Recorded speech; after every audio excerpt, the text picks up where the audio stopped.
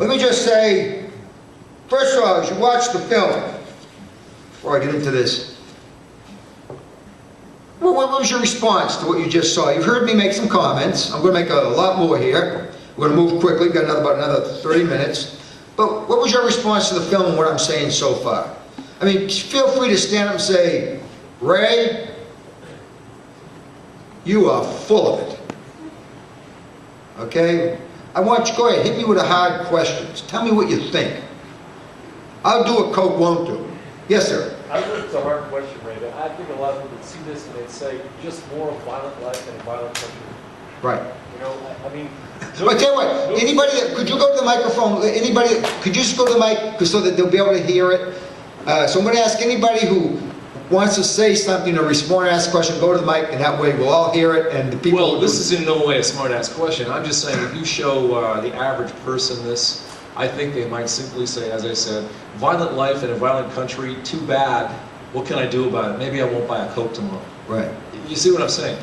And it's certainly no discredit to what you're saying. This is shocking. I think you're taking on a giant, but I think a part of the bigger picture needs to be seen as well. Okay. What that is, I don't know, and you know, I'm sure you know better than most of us. But Okay, I'm glad you brought it up, because that's what Coke tries to say. Look, there's a civil war in Colombia, and this is just collateral damage. It's not us.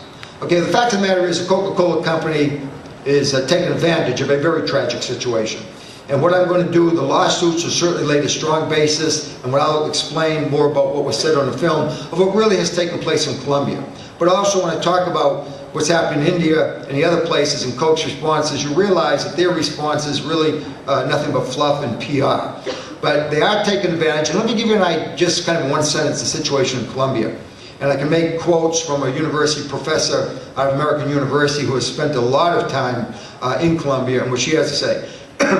But in Colombia, the government, the Uribe government, big multinationals like Coca-Cola and the paramilitary death squads all have something in common.